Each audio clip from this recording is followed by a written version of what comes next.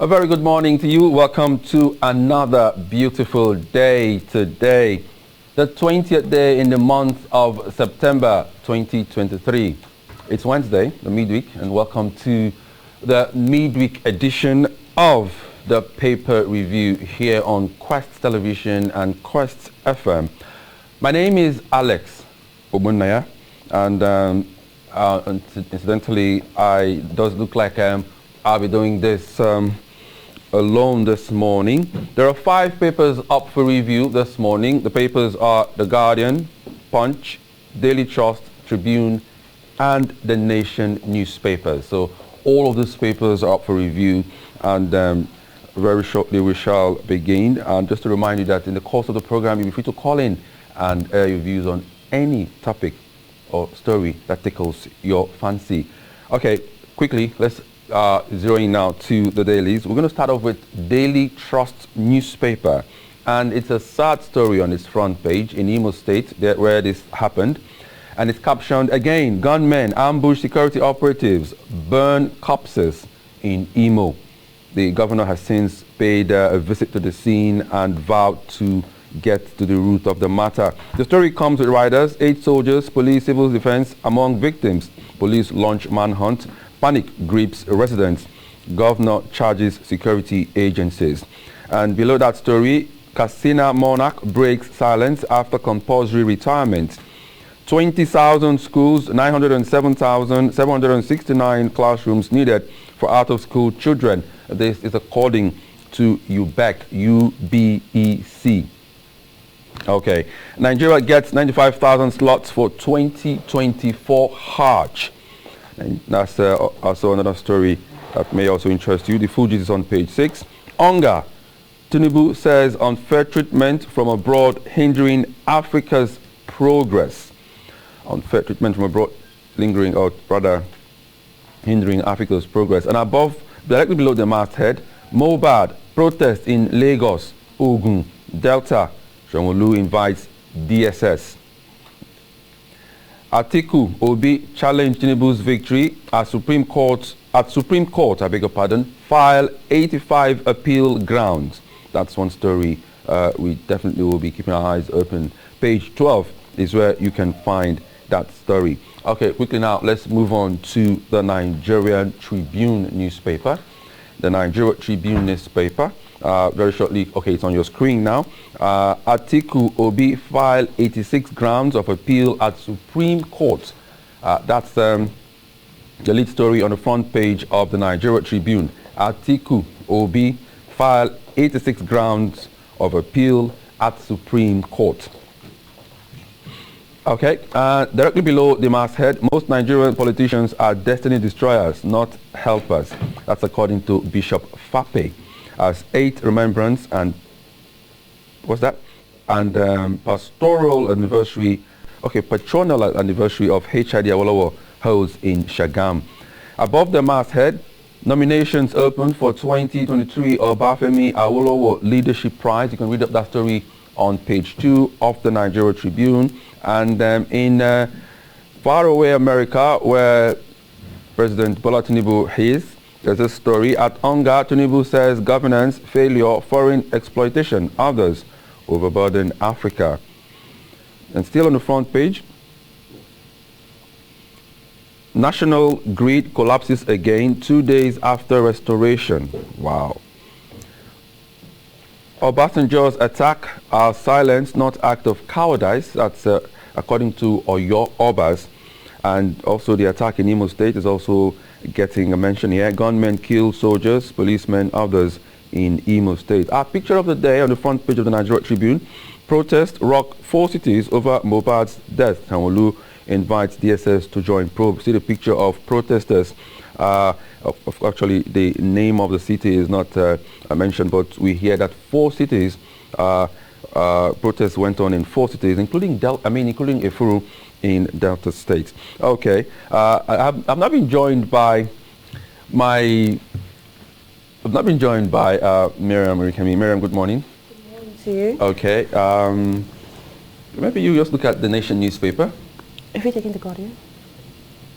On the front page of the Guardian newspaper this morning, the major headline is talking about the UN General Assembly. As it says, Tinubu seeks better deal to end extremism and Africa's exploitation. Get more details on that on page 6 of the Guardian newspaper. Moving away from that, we have angry Oyo APC members pelt Gonjige and entourage with sachet water. Quite an interesting one there, but get more details on that on page 6. Moving on to page 13, we have family demands incident report and repatriation of passenger that died aboard Egypt Air. Get more details on that on page 13. On Mobad, it says demands for justice heighten and DSS joins probe as youths protest. Get more details on that on page 12. And moving away from that, we have all eyes on the judiciary. As it says, subtle harassment for or political awakening is a question. But get more details on that on page 4. Atiku approaches Supreme Court to void PEPC's judgment on presidential poll is making it to page 3. And 12-year-old boy with missing intestines die at Lasso. Yes, if you're following this story on the social media space, it's quite a sad one there, but get more details on that on page 2. And well, that's much we can take on the front page of the Guardian newspaper this morning. Okay, let's quickly check out the Punch newspaper. Dangote refinery imports crude as NNPCL swaps oil for loans. That's the lead story. Above the masthead, Tinubu's victory, Atiku Obi filed 86 ground appeals at Supreme Court. Niger crisis will put pressure on Nigerian food market. That's according to the World Bank. And youths protest Mobile's death, demands justice. We told you that earlier on. Government plans renovation as miscreants vandalize Lagos pedestrian bridges. That's on page 5. Power-drunk Lagos policemen invade Lekki shop, arrest attendants, plot charges. Wow. Pages 4 and 5 are where you can get those stories. And Anga, Tinubu, Biden condemn coups, insist on democracy. Okay. And one last story on the front page of the Punch newspaper. Dollar shortage, foreign airlines trapped, funds hit $783 million. Okay, and that's that from the Punch newspaper. Okay. All right, well, the next paper for review is the Nation newspaper. And on the front page of the Nation this morning, the major headline is talking about Tinubu at the UNGA.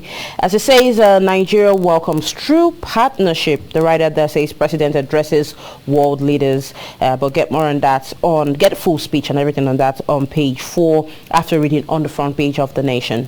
Moving above the masthead, we have TUC and NLC differ on modalities for planned strike. It seems as though their house is not in order, but get more details on that on page 5. Obaseki and Shaibu exchange brickbats over lockouts. Yes, that was quite expected, but get more details on that on page 6. Our silence, not cowardice, or your monarchs tell Obasanjo is making it to page 96. And also 71 exits NNPCL in gale of retirement at all giants. Get more details on that on page 5. Moving away from that, we have Atiku and Obi file 86 grounds at Supreme Court. We've got to get more details on that on the front page, but you can continue that story on page 5. And moving down below, we have airlines trapped funds now $738 million. More details on that you can get on page 7. The final headline on the front page of the Nation newspaper this morning says government targets 20,000 megawatts in 3 years. Is that possible? But you don't know. But get more details on that on page 7. And well, for the picture of the day, we can see our President Bola Ahmed Tinubu addressing, during his address at the UNGA. And get more details and more stories on that on page 2 and continue on page 3. And well, that's much we can take on the front page of the Nation newspaper. Okay, and that's the much we have this morning on the papers. But at this juncture, we shall be throwing the phone lines open. Already you know the numbers. They are on your screen. You can call and tell us whichever issues that tickles your fancy the most and you want to talk about it. But don't forget, it's just be brief as much as you can so that will allow as many persons to be part of the program. But we're now being joined by our analyst this morning. I did say that Mr. Comrade Efeodomo is not around. He's absent this morning. And we've now been joined by Mr. Emeka. Mr. Emeka, good morning. Yeah, good morning. Thank you for having me. Exactly. So good to have you around. Yes. Okay, you had the paper review, the issues that were raised, or stories that were on the front pages of these papers. Which ones? Okay, let me just be straight now and ask you. Of course, the issue of let's see now, where are the papers? Or maybe Miriam should just take it up from there while I seem to have. Let's see now, where is it? Okay. Well, the headline that caught my attention there is the one on the front page of the Guardian newspaper, where it said that angry or your APC members pelts Ganjuke and his entourage with sachet water. My question now is this: have we gotten to this point? And in our country where we now, I don't know, should I use the word attack? Our politicians. What's going on right now, and why Ganjuke? Yes. That is the subtle way the people want to express their displeasure about how governance is being run by those whom they supposedly elected to actually deliver dividends of democracy. And that action, for me, is not a surprise, because while we may not advocate practical violence, but there are ways we could still engage our leaders to making them understand that we are not confrontable, about how they run governance. It's another way for them to understand that the people resilience, is getting waned by the day. Because Nigeria cannot be said to be a country, that the leaders have been sincere, transparent, and accountable in the business of governance over the years. So what has just happened is just a tip. Because I have actually described Nigerian electorates to be very, very resilient.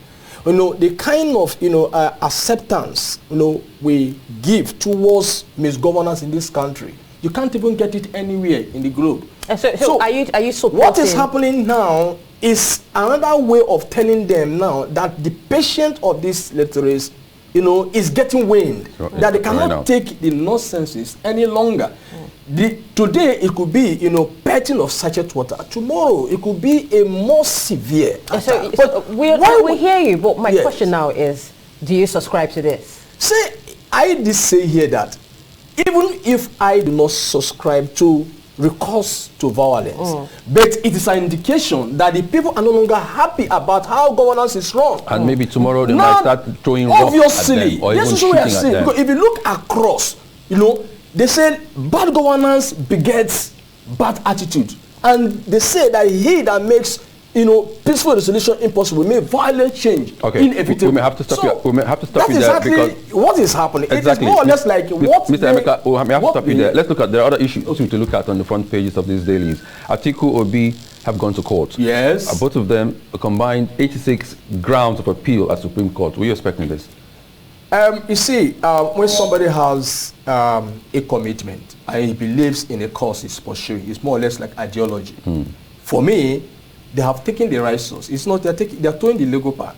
And they are not happy, or they are not comfortable about, this, the appeal court's verdict. They are going to Supreme, right? True. So, let him exhaust all legal machineries to the end, to satisfy his curiosity, as in, I want to make sure that I actually won this election, or the election was not conducted, to the standard that is acceptable to me. So judiciary is the arbiter. So let it exhaust. Looking on the side of the judiciary, yes. Do you see any change when it comes to their verdicts being different from what the appeal court had already said initially? I don't want to preempt judiciary.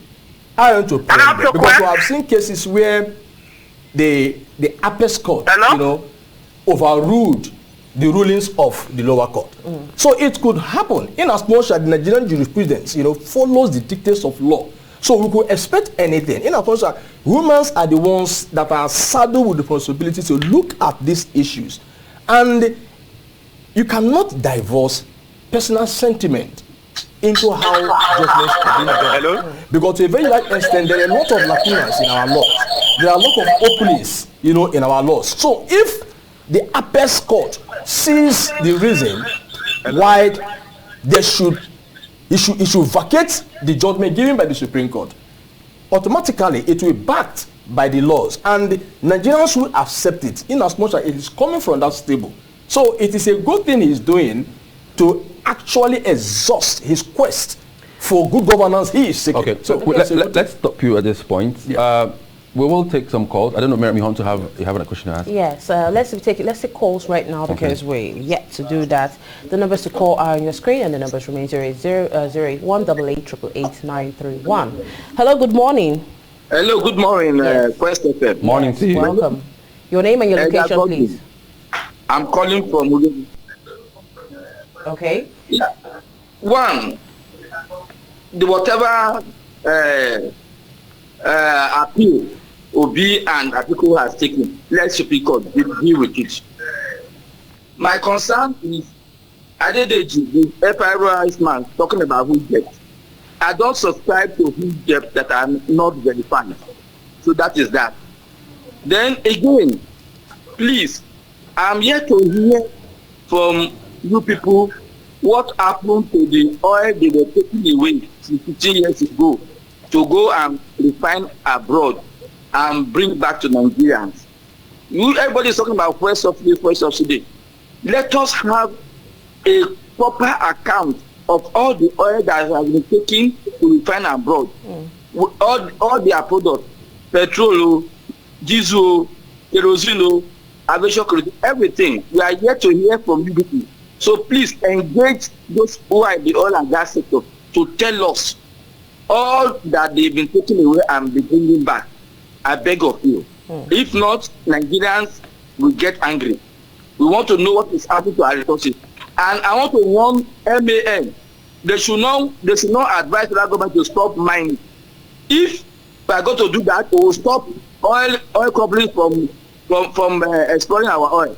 They've been mining for how many years without record of giving money to federal government? Is that not criminal? MAN should be careful. That news that I'm afraid we may have to let you go. Thank you so much. You've used up so much time. Let's allow others to be part of this discussion. Is anyone on the line now? Hello, good morning. While we wait for a call, let me just throw this question at you now, Mr. Emek. Okay, there's a call. Let's take it. Hi, good morning to you. Hello, good morning. Your name, please, and where you're calling us from. Ogbonna Henry from Mosuga. Cool. Go ahead. Dangote Refinery imports crude oil as NNPC swat oil for loans. I think we are thinking that with the onset of this Dangote Refinery, Nigeria will be equipped with crude. Now you will be importing oil from outside and then you will be putting the everything cost on it, and when it starts producing, it will be out of the price. I people to buy. And it's not a very good deal. And just to supply oil, at least we are sufficient enough to use crude oil. Then again, Atiku will be challenging Tinubu's victory at the Supreme Court. Yes, that's the right. At least they have to exhaust all the necessary avenues. But there's something that I'm afraid of. When the court that the guy, the court, annex, they cannot. It's not faction or it's not compared to use the electronic communication. I think let's see what the Supreme Court say about that. Then finally, hunger, governance, failure, concentration, cause of hunger, Tinubu. Yes, but one thing is that our leaders here too are using the wrong policies. Today, INF and World Bank are needed to take the exam, they remove the oil subsidy. But in the developed world, they don't do that. So they should do that. Most of them are in the school. They should do that. They think at the policy way. Have a good day, sir. Thank you, and you too. Right. Okay, one last question to you now. I don't know. In Imo State, 8 security operatives killed. What's your take quickly on that? Very sadistic development. You know what that is? No, tell us. Yeah. Ordinarily, if the security operatives could be attacked in that manner, we're not safe then. Yes. Then what about the ordinary Nigerians that moves in the street? Okay. So that tells you the heightened insecurity, not only in Imo State, across the nation. And the government must see this as a very heightened warning that we need to retool our mechanisms on how to ensure that we police and we protect the citizenry. This is security operatives, well-armed men ambushed, and what happened is quite regrettable. So it is, for me, if the government could see and listen, this need for us, to rejig our security apparatus and ensure that, we begin to do things, the way We see other nations, developed countries, have been doing it and getting results, that the citizens want them to do. Yeah. Okay. I don't know. You have any questions? You have spoken well today. Thank you very much for being on air with us. And I think you're staying for the big story. Of course. I think I'll still be on. I'll still be on set. Okay. All right. That means our viewers and listeners will still get more from you. But yes, over to you, Alex. Yes, indeed. And that's the way the cookie crumbles. Thank you so much. That's the much we have for you this morning on the paper review. Thank you so much, Mr. Meka. Yeah, it's a pleasure. Thank you. Miriam, thank you so much.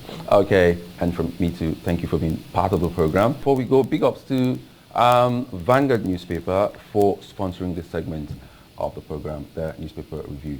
Good morning.